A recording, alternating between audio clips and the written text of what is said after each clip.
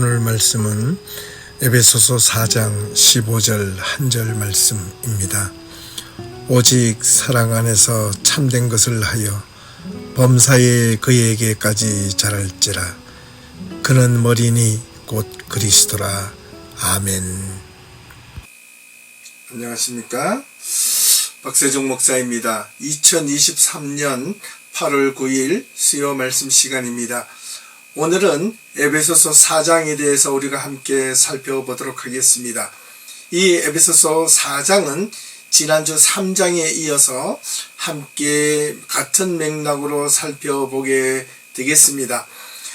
지난주에 함께 읽었던 이 에베소서 3장의 내용은 그리스도의 몸인 교회가 또는 성도들이 어떻게 믿음의 삶을 살아야 할지를 3장에서는 교리적이고 원론적인 부분을 언급했다면 오늘 이 에베소서 4장에 대해서는 그 교리적이고 원론적인 부분을 가지고 이 세상 속에서 어떻게 구체적으로 삶을 살아야 할지 그 행동 강령에 대해서 설명하고 있다 하겠습니다. 특별히 이 3장과 4장의 내용을 우리 그리스도인들이 특별히 신앙을 좀 제대로 살아보려고 노력하는 성도들에게는 아주 귀중한 의미가 있다 하겠습니다. 그래서 이 에베소서 3장과 4장은 특별히 성도들이 귀담아 들어야 할 말씀 가운데 하나라고 확신합니다. 오늘 이제 에베소서 4장은 특별히 1절에서 32절까지 기록하고 있습니다. 이 4장에는 크게 세 단락으로 구분될 수 있는데요. 첫 번째는 1절에서 16절까지, 두 번째는 17절에서 24절까지, 마지막 세 번째 단락은 25절에서 32절까지 이렇게 또 세분할 수 있습니다. 이제 한 절 한 절을 함께 읽어가며 이 말씀에 대한 의미를 하나하나 살펴보도록 하겠습니다. 먼저 1절에서 16절까지의 내용은 성령이 하나 되게 하신 것이 무엇인지 바울은 조목조목 그 내용을 설명하고 있는 내용입니다. 먼저 1절에서 3절까지의 내용을 살펴보도록 하겠습니다. 그러므로 주 안에서 갇힌 내가 너희를 권하노니 너희가 부르심을 받은 일에 합당하게 행하여 모든 겸손과 온유로 하고 오래 참음으로 사랑 가운데서 서로 용납하고 평안에 매는 줄로 성령이 하나 되게 하신 것을 힘써 지키라. 이렇게 말씀하고 있습니다. 바울은 먼저 자신이 지금 로마 감옥 안에 갇혀 있으면서도 육체적인 감옥보다도 오히려 주 안에서 갇혀 있는 자신을 기뻐하고 있습니다.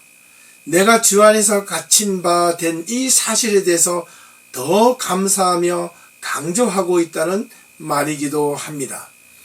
사람들은 육신에 갇혀 있는 것을 부담스러워하고 힘들어하지만 믿음의 성도들은 오히려 주 안에서 구속된 것을 감사하며 기쁘게 여긴다는 말입니다.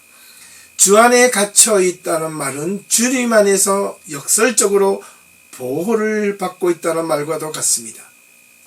너희가 부르심을 받은 일에 합당하게 행하여, 이 합당하게 라는 이 말은 어울리게 또 거기에 알맞게 그렇게 믿음에 살게 하기 위하여 해야 할 믿음의 덕목이 무엇인지를 설명하고자 한다라는 겁니다. 그래서 2절에 이어가면 모든 겸손과 온유와 오래 참음으로 사랑 가운데서도 서로 용납하고 평안에 매는 줄로 성령이 하나 되게 하신 것을 힘써 지키라. 우리가 부르심에 합당한 삶을 사는 것은 크게 네 가지입니다. 겸손과 온유와 오래 참음과 평안의 마음으로. 이 네 가지가 우리가 믿음의 삶을 살아가는데 하나님 앞에 부르심을 받은 성도들이 합당하게 생활하기 위하여 이 네 가지 겸손과 온유와 오래 참음과 평안에 매는 줄로 어떻게 성령이 하나 되게 하신 것을 어떻게 하라고요? 힘써 지키는 데 있습니다. 우리가 하나님 앞에 부르심을 받은 성도들이 합당하게 행하는 일이 믿음의 생활을 힘써 지켜나가는데 그 의의가 있다 하겠습니다. 우리는 이 사실을 기억해야만 합니다. 중요한 덕목입니다. 그래서 4절에서 이렇게 다시 설명하고 있습니다. 몸이 하나요 성령도 한 분이시니 이와 같이 너희가 부르심의 한 소망 안에서 부르심을 받았느니라. 앞서 3절에서 성령이 하나 되게 하신 것을 어떻게 하라고요? 힘써 지키라고 말씀을 드렸습니다. 그래서 우리가 신체에서 몸이 하나이고 성령도 한 분이신 것처럼 이와 같이 너희가 하나님 안에서 부르신 것을 한 소망을 이루기 위하여 어떻게 해요? 우리 모든 성도들이 부르심을 받았다. 그래서 우리는 신앙 공동체로서 한 성도들이 되었다. 믿음의 거룩한 교회 안에서 우리가 한 부르심을 받고 한 소망을 향하여 믿음의 삶을 살아가는 성도들이어야만 한다라는 것입니다. 5절과 6절에 이렇게 연이어서 부연 설명을 하고 있습니다. 주도 한 분이시요 믿음도 하나요 세례도 하나요 하나님도 한 분이시니 곧 만유의 아버지라. 만유 위에 계시고 만유를 통일하시고 만유 가운데 계시도다. 주님도 한 분이시요 믿음도 하나요 세례도 하나요 하나님도 한 분이시니 곧 만유의 아버지시여 만유 위에 계시고 만유를 통일하시고 만유 가운데 계시도다. 이 만유라는 것은 모든 것이라는 겁니다. 모든 것의 아버지이시며 모든 것 위에 계시고 모든 것을 통일하시고 모든 것 가운데 계시는 하나님 아버지 주님, 그분은 오로지 한 분이시고 그 한 분이신 하나님으로부터 우리가 받은 믿음도 하나이고 우리가 그분으로 받던 세례도 하나라는 사실을 기억해야 합니다. 여기서 하나라는 것을 우리가 명심해야 합니다. 우리가 신앙 공동체 안에서 각자의 삶이 다르고 성격이 다르고 모양이 다르고 우리의 삶이 각자 다르다 할지라도 우리가 성도된 한 성도로서는 하나된 마음과 한 소망을 품을 수 있는 거룩한 성도들이 되어야 하겠습니다. 7절과 8절로 넘어가겠습니다. 우리 각 사람에게 그리스도의 선물의 분량대로 은혜를 주셨으니 그러므로 이르기를 그가 위로 올라가실 때에 사로잡혔던 자들을 사로잡으시고 사람들에게 선물을 주셨다 하였도다. 우리 각 사람에게 그리스도의 선물의 분량대로 은혜를 주셨나니 이 말씀은 그리스도의 선물의 분량대로 이 선물은 은사 또는 달란트, 재능 우리 모든 사람들은 각자의 재능과 달란트가 다르다고 생각합니다. 어떤 사람은 교사가 되어 있는 반면에 어떤 사람은 열심히 일을 하는 사람이 있고 어떤 선생이 되어 있는 사람이 있는 반면에 어떤 사람은 또 다른 일을 전문적으로 하는 사람이 있습니다. 하나님께서 우리에게 주신 믿음의 달란트도 다릅니다. 성경에 보면 한 주인이 먼 길을 떠날 때 그 종들에게 10달란트, 5달란트, 1달란트를 주었다 했습니다. 왜 그럴까요? 그 사람에게 준 재능, 달란트가 달랐다는 겁니다. 혹 이렇게 생각할 수 있습니다. 주인이 그냥 새 종에게 똑같이 n분의 1로 해서 똑같이 나누어 주면 되는데 왜 이렇게 차별적으로 나누어 주었을까라는 겁니다. 그것은 바로 그 재능의 분량대로 은혜를 주셨나니 그에게 선물을 주셨나니 능력을 주셨나니 그 능력대로 그것을 행할 수 있는 사람에게 그만큼 부여했다는 사실입니다. 7절에 우리 각 사람에게 그리스도의 선물의 분량대로 은혜를 주셨나니 그래서 내가 할 수 있는 부분이 따로 있고요. 그 다음에 다른 사람이 할 수 있는 부분이 따로 있습니다. 이 모든 것들이 합쳐서 하나님의 몸된 공동체를 올바르게 세워가는데 큰 힘이 되는 겁니다. 한 사람이 혼자 모든 것을 다 할 수가 없는 것입니다. 8절에 그러므로 이르기를 그가 위로 올라가실 때에 예수 그리스도께서 십자가 위에 달려 들어가시고 부활하시고 하나님 곁으로 올라가실 때에 그들을 속하고 그들을 구속시키고 그들을 선택하신 자들을 바로잡으시고 사람들에게 그들에게 무엇을 능력을 달란트를 주셨다 하였도다. 그렇습니다. 우리는 이 받은 달란트, 우리에게 받은 재능을 하나님 앞에 아낌없이 주시는 그 능력 가운데서 쓸 수 있어야 하겠습니다. 나는 A라는 재능이 있는데 B라는 것을 할 수가 없습니다. 어떤 사람은 B라는 재능이 있는데 A라는 일을 할 수가 없는 것과 마찬가지입니다. 우리가 함께 하나님의 일을 할 때는 A라는 일과 B라는 일, C라는 일과 D라는 일, 이 A, B, C, D 이 모든 것들이 함께 합쳐서 합력하여 선을 이루는 것이 하나님의 나라이고 하나님의 뜻이라는 사실을 우리는 기억해야 하겠습니다. 그래서 교회 안에서는 어떤 사람이 힘이 있다고 능력이 있다고 혼자 독식하거나 마음대로 할 수 있는 것이 결코 아니라는 것을 기억하셔야만 합니다. 9절과 10절입니다. 올라가셨다 하였은즉 땅 아래 낮은 곳으로 내리셨던 것이 아니면 무엇이냐.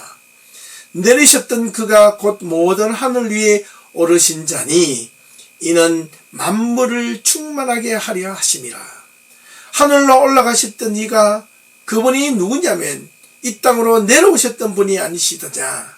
내려오시지 아니하셨으면 어찌 하늘로 올라갈 수 있었더냐. 그분이 누구이더냐.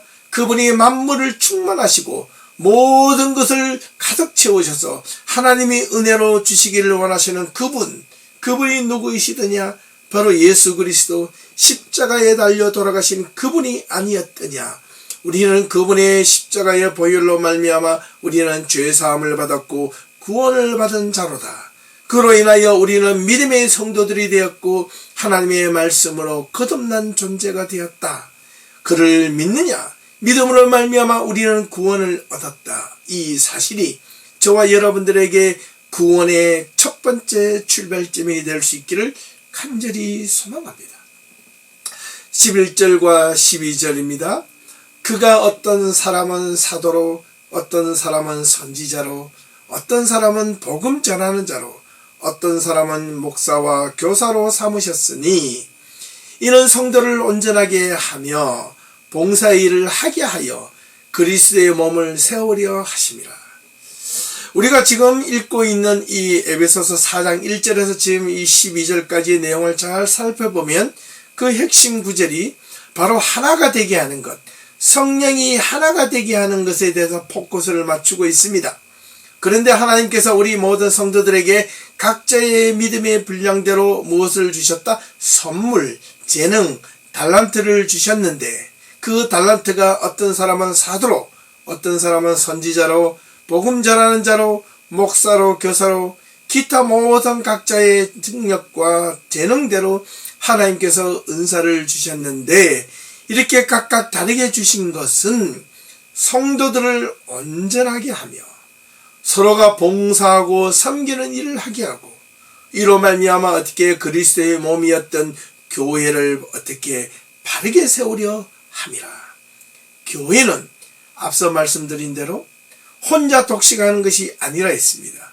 혼자 능력이 있다고 모든 것을 다 할 수 있는 것이 교회가 아닙니다. 교회는 자기가 할 수 있어도 절제할 수 있는 미덕이 필요하고 자기가 할 수 없음에도 불구하고 주어진 맡은 바 일을 열심히 하려고 하는 그런 귀한 섬김의 자세가 함께 더불어 있을 때 교회는 비로소 그리스도의 몸으로 완성되어 갈 것이라는 것입니다. 우리는 이 사실을 결코 잊어서는 안 되겠습니다. 13절과 14절입니다.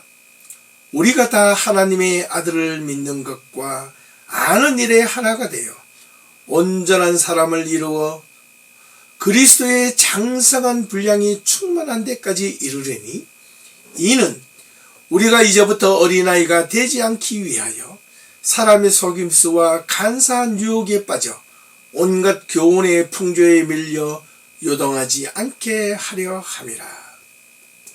참으로 중요한 내용이 아닐 수 없습니다. 바울은 이렇게 교회 안에서 여러 직분자들을 나누고 세운 이유가 분명 하나님의 아들들을 믿는 것과 아는 일에 하나가 되게 하는 것입니다.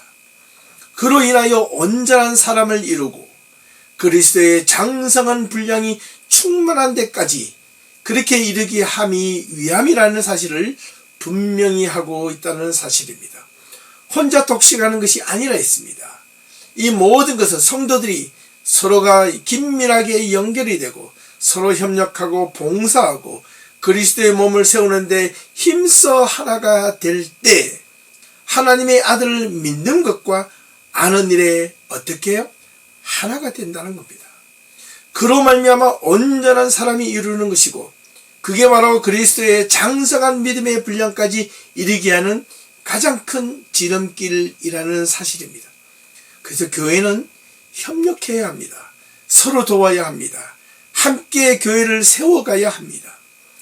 이는 우리가 어린아이가 되지 않기 위하여 교회를 1년, 5년, 10년, 20년을 다녀도 어린아이와 같은 믿음이 있는 성도들이 있는가 하면 1년을 다녔어도 열심을 다하여 장성한 분량에 이르기까지 열심을 다하는 믿음의 성도들도 있습니다.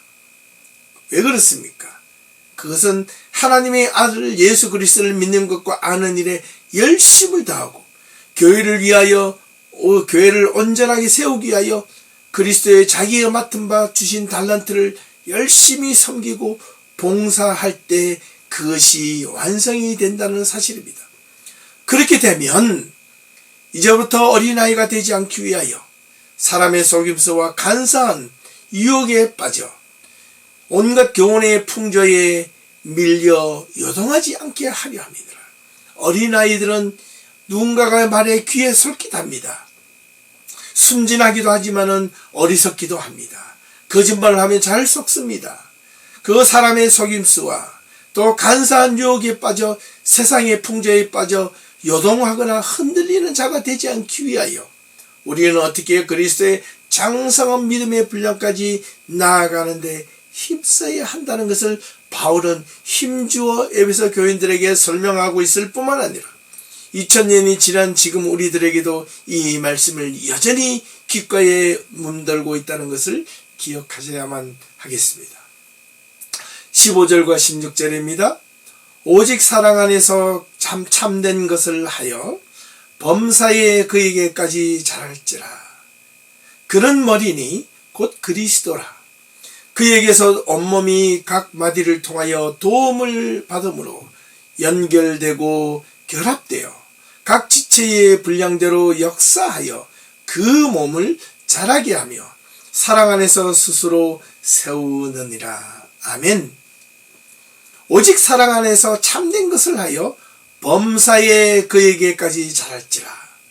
우리가 앞서서 그렇게 열심을 다하고 봉사를 다하고 힘을 다하고 노력하고자 하는 이유는 그리스도의 장성한 분량이 되어 충만하기까지 이루고 어린아이가처럼 그렇게 온갖 사람들의 속임수에 빠지지 않고 간사한 유혹에 빠지지 않고 세상의 풍조에 밀려 요동치며 흔들리지 않기 위하여 우리는 그리스도의 분량까지 그리스도에까지 언제 범사에 그에게까지 자랄지라. 날마다 주님의 그 믿음의 분량에 이르기까지 힘써서 행할지니라. 그는 머리니 누가? 그리스도. 그분이 누구이신가? 온몸이 각 마디를 통하여 도움을 받고 서로 연결하고 결합하는 것처럼 머리가 되신 예수 그리스도께서 각 사람들에게 모든 것을 지령하고 연결하고 생각해 주는 것처럼 우리도 어디 안에서 그리스도 안에서 무엇을 통하여 사랑을 통하여 누구의 사랑? 예수 그리스도의 사랑을 통하여 어떻게 세워져 간다라고 바울은 힘주어 또한 말하고 있습니다. 여기까지가 첫 번째 단락 성령이 하나가 되게 한 그 내용이 무엇인지 설명하였다면 이제 두 번째 단락인 17절과 24절까지 내용입니다. 이 주제는 옛사람과 새사람의 차이가 어떠한지를 바울은 또한 구체적으로 설명하고 있습니다. 17절과 18절 말씀입니다. 그러므로 내가 이것을 말하며 주 안에서 증언하노니 이제부터 너희는 이방인이 그 마음에 허망한 것으로 행함같이 행하지 말라. 그들의 총명이 어두워지고 그들 가운데 있는 무지함과 그들의 마음이 굳어짐으로 말미암아 하나님의 생명에서 떠나 있도다. 바울이 이렇게 힘주어 증언하고 강조하고 있는 이유가 이제 그리스도 안에서 하나 된 우리는 다른 이방인들과 같이 마음이 허망한 것 같이 행하지 말라는 겁니다. 그리스도인들은 소망 가운데 있는 자들이기 때문에 산 소망을 갖고 살라라는 말이기도 합니다. 여기서 이방인들처럼 허망하다. 이 허망이라는 이 말은 무익하거나 쓸모가 없거나 희망이 없는 삶처럼 그렇게 주어진지라도 아무런 계획 없이 살지 말라는 말이었습니다. 삶의 목표가 없는 자의 삶의 모습입니다. 소망이 없기 때문에 절망에 빠진 사람들처럼 마음대로 좌절하고 그렇게 인생을 쉽게 자신의 삶을 함부로 이끌리는 대로 주어지는 대로 살지 말라는 겁니다. 바꾸어 말하면 규모 있게 절제하며 계획을 세워서 하나님의 말씀을 부지런히 찾고 쫓고 열심을 다하라는 말이었던 겁니다. 하지만 허망한 자의 마음은 어떠합니까? 바로 총명이 어두워지고 바로 무지함이 있고 그들의 마음이 굳어짐으로 하나님의 생명에서 떠난 자들이 바로 허망한 자들의 모습이라는 겁니다. 잠깐 그들은 쾌락이 있고 즐거움이 있을 줄 모르나 그 종국에는 허망한 마음만 남게 되어 있다는 말과도 같습니다.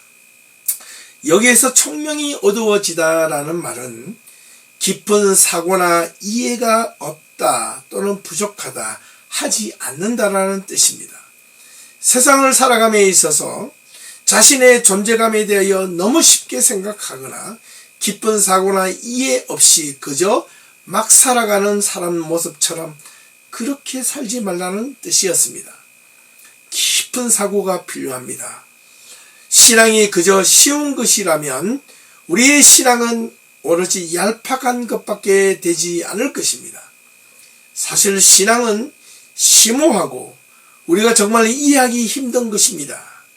신앙은 쉽게 다가올 수는 있지만은 하지만 그렇다고 신앙이 천박하거나 품격이 없거나 이렇게 무시되는 것은 결코 아니라는 겁니다. 마음이 굳어지다라는 이 말은 우둔하고 무감각하다라는 뜻입니다. 하나님을 알아가는 것을 무감각하게 생각하고 아무렇지 않게 생각하는 자들에게는 하나님을 알아가는 하나님의 생명에 대해서 민감하지 못하다라는 말과도 같은 것입니다. 그래서 허망한 마음이 있으면 세상을 쉽게 살아가려 합니다. 아무렇게나 살아가려 합니다. 주어진 대로 살아가려 합니다. 규모 없이 살아가려고 합니다. 세상에 나고자 된 자들이 어떻게 살아갑니까? 인생을 그냥 막 살지 않습니까? 그렇게 해서는 안 된다는 뜻이었습니다. 하나님을 섬기는 자들은 목표가 있어야 되고 계획이 있어야 되고 규모 있게 살아야 합니다. 나이가 드신 분일수록 더더욱 우리의 남은 삶을 그저 하루에 그저 죽지 못해 생명을 이어가듯 그렇게 하루하루를 무심코 살아가서는 안 됩니다. 열심을 다하고 하루하루를 나에게 주신 생명 다하는 그 순간까지 열심을 다해서 최선을 다해 살아가야 하는 그런 간절함이 필요하다 하겠습니다. 19절과 20절입니다. 그들이 감각 없는 자가 되어 자신을 방탕에 방임하여 모든 더러운 것을 욕심으로 행하되 오직 너희는 그리스도를 그같이 배우지 아니하였느니라. 그들이 누굽니까? 바로 허망한 자들 아니겠습니까? 그들은 감각 없는 자가 되었습니다. 하나님의 생명을 잃어버리고 무관심한 자가 되었습니다. 그래서 자신의 삶을 방탕에 방임하고 그냥 내어맡기고 그냥 내팽개침으로 말미암아 온갖 더러운 것을 그저 주어지는 견물생심 보이는 대로 탐욕적인 것에 이끌려 행하지만 우리 믿음의 성도들은 어떻게 해야 된다? 너희는 그리스도를, 예수 그리스도의 도를, 하나님의 말씀을 어떻게 그렇게 배우지 아니하였기 때문에 그런 모습으로 살아가서는 안 된다. 지금 이 바울은 먼저 에베소에 있는 교인들에게 설명합니다. 그 에베소라는 지역에서는 엄청난 환락과 타락과 그런 천박한 삶이 횡행하였습니다. 예, 그 에베소라는 도시는 풍요로웠습니다. 먹고 마시는 것이 넘쳐났습니다. 많은 사람들이 몰려들어서 거기에 흉류가 있습니다. 풍류가 있습니다. 즐거움이 있습니다. 재미가 있습니다. 삶을 즐길 수 있는 모든 것들이 수단이 거기에 완벽하게 채워져 있었던 곳이었습니다.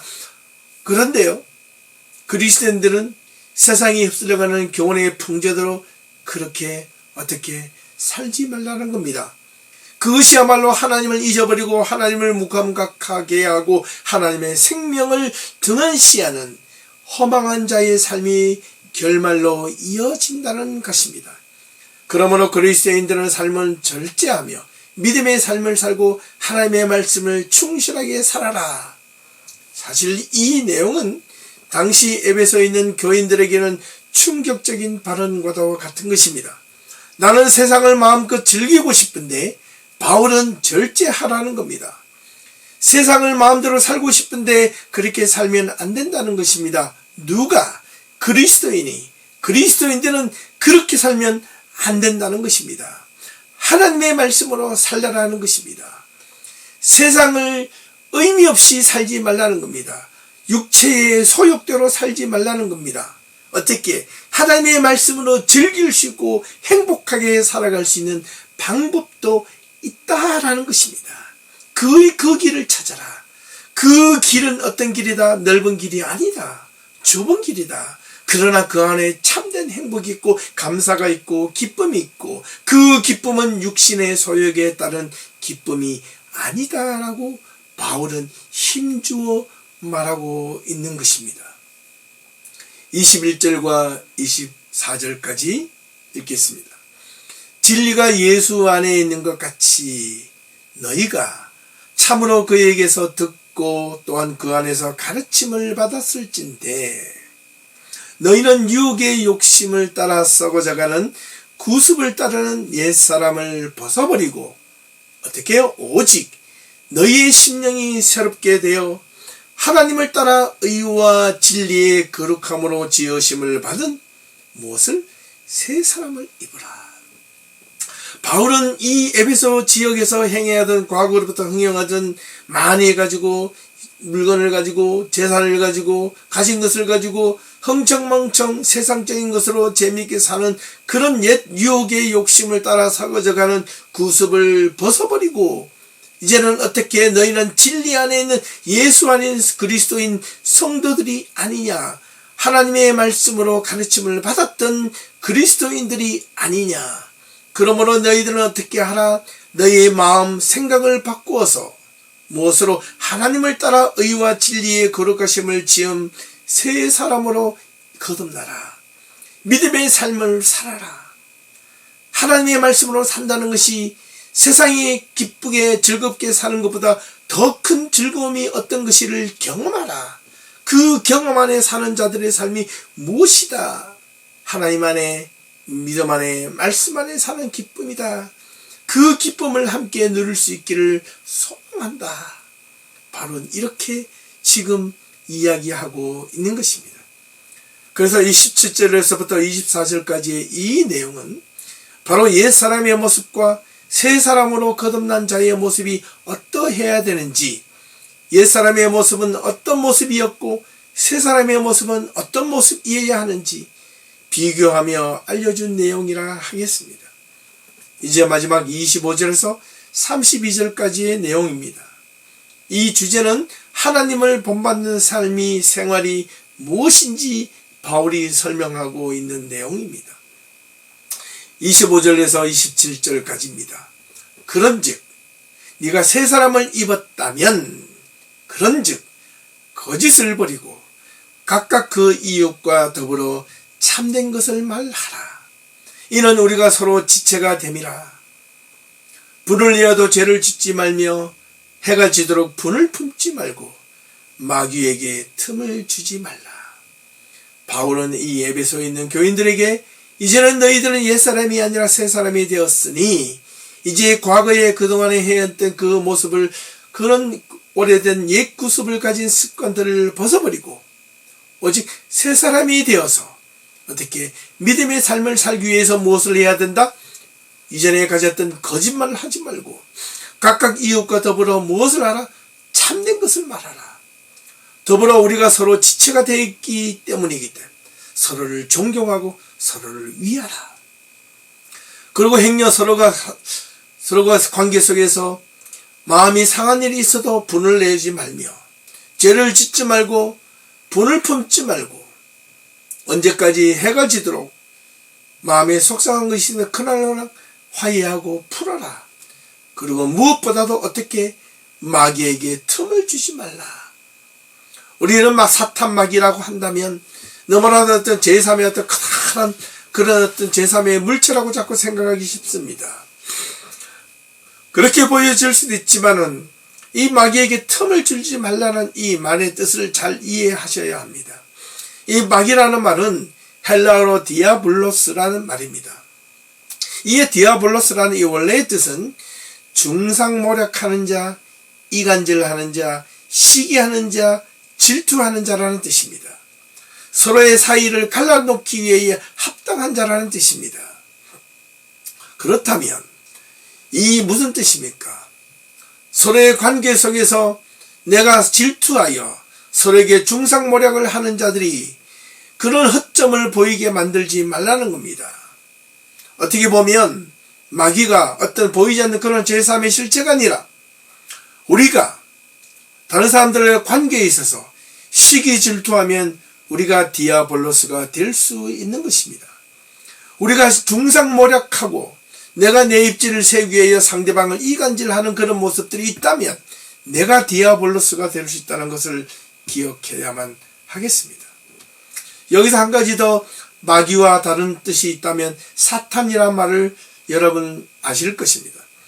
히브리어로 사탄 같은 말입니다. 헬라어로는 사타나라고 말을 합니다.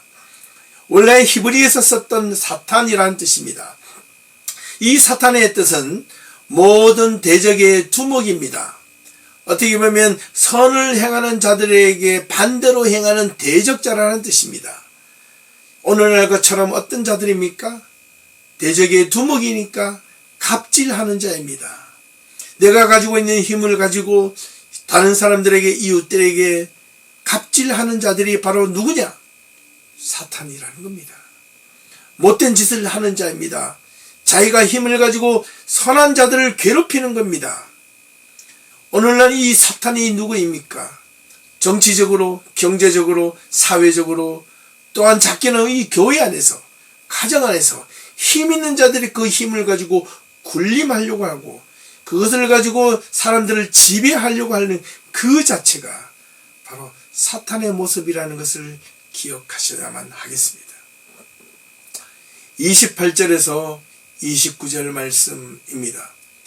도둑질 하는 자는 다시 도둑질 하지 말고 돌이켜 가난한 자에게 구제할 수 있도록 자기 손으로 수고하여 선한 일을 하라. 무릇 더러운 말은 너희 입 밖에도 내지 말고 오직 덕을 세우는 데 소용되는 대로 선한 말을 하여 듣는 자들에게 은혜를 끼치게 하라. 이 28절과 29절은 크게 두 가지에 대해서 비교 설명하고 있습니다. 먼저 28절에 도둑질하는 자는 다시는 도둑질하지 말고 가난한 자들을 위하여 어떻게 하라? 구제하는데 남들에게 빌려서 얻어서 하지 말고 자기 손으로 힘써 일을 해서 어떻게 해요? 구제하라는 것입니다. 도둑질하는 것은 애써 힘들어 하지 않습니다. 수고하지 않습니다. 하루에 8시간씩 10시간씩 열심히 일일해서 정당한 임금을 받아서 구제하는 것이 아닙니다. 불로소득입니다. 도둑질입니다. 그러나 그렇게 하지 말고 가난한 자들에게 구제를 할 때 네 힘으로 하루에 8시간 10시간씩 애써 수고하고 힘들어 고생한 그 돈의 일부를 가지고 가난한 자들을 구제하라는 사실입니다. 두 번째는 더러운 말을 입 밖에도 내지 말고 오직 어떻게 해요? 덕을 세우는데 소용되는 대로 무슨 말을? 선한 말을 하여 누구에게? 듣는 자에게 은혜를 끼치게 하라는 겁니다. 내가 선한 말을 하게 되는 것은 듣는 자들에게 은혜를 끼치게 하기 위함이라는 것입니다. 분명하죠. 우리는 선한 말을 해야 되는 것은 나 자신의 선한 마음도 필요하지만은 상대방을 배려하는 차원에서 선한 말을 끊임없이 해야 한다는 사실입니다. 그래서 말을 할 때는 상대방을 배려하고 생각할 수 있는 그런 깊은 마음속에 자리가 필요합니다. 우리 어떤 사람들은 생각 없이 상대방을 배려하지 않고 자기가 하고 싶은 말을 하는 사람들이 종종 있습니다. 그런 사람들의 마음을 조금 경계할 필요가 있습니다. 왜냐하면 선한 말을 누구에게? 듣는 자들에게 은혜를 끼치게 하기 위함인데, 말을 함부로 하는 자들에게는 자기는 좋지만은 상대방이 듣기에는 어떻게 은혜가 되지 않을 수도 있다라는 뜻으로 해석하면 더욱 이해하기가 쉬울 것입니다. 30절입니다. 하나님의 성령을 근심하게 하지 말라. 그 안에서 너희가 구원의 날까지 인치심을 받았느니라. 당연하지요. 하나님의 성령을 근심하게 하면 예수님과 하나님 아버지가 근심하게 되는 것입니다. 하나님의 성령을 근심하게 하는 자는 어떤 자냐면 우리의 삶과 우리의 은행과 우리의 행동이 하나님 앞에서 경건하지 못하게 살아가는 자의 모습이 아니겠습니까? 우리가 힘들고 삶이 어렵고 고단할지라도 믿음을 포기하지 않고 말씀 가운데 끝까지 살려고 노력하는 자는 하나님의 성령을 근심하게 하는 것이 아니라 하나님의 성령께서 그 사람에게 힘을 더하기 위하여 그 사람의 더욱더 하나님의 말씀으로 붙들게 하기 위하여 하나님 앞에 말할 수 없는 탄식으로 간구해 주시는 분이 바로 성령 하나님이라는 사실을 우리는 기억해야 하겠습니다. 마지막 31절과 32절입니다. 너희는 모든 악독과 노함과 분냄과 떠드는 것과 비방하는 것을 모든 악의와 함께 버리고 서로 친절하게 하며 불쌍히 여기며 서로 용서하기를 하나님이 그리스도 안에서 너희를 용서하심과 같이 하라.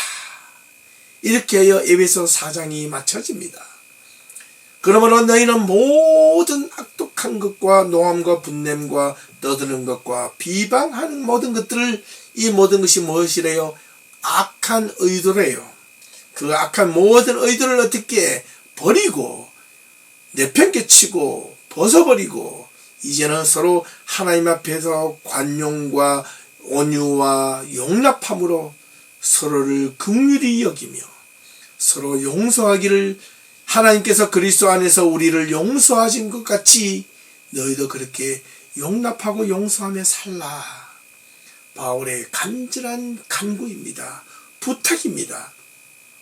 우리 예배교회 성도님들도 정말 이렇게 함께 이런 마음으로 신앙생활 했으면 좋겠습니다.